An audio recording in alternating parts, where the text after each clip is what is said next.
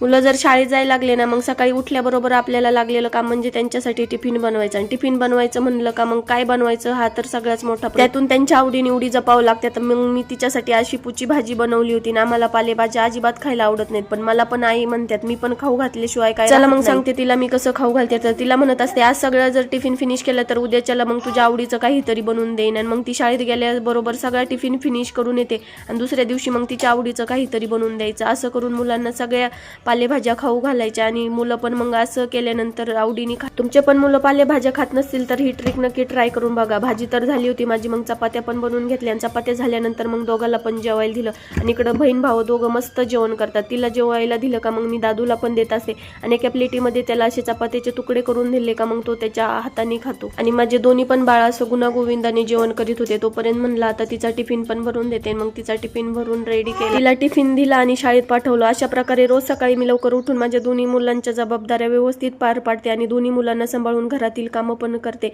आणि तुम्हाला व्हिडिओ आवडला असेल तर चॅनलला सबस्क्राईब करायला विसरू नका. चला मग भेटूया नेक्स्ट व्हिडिओ.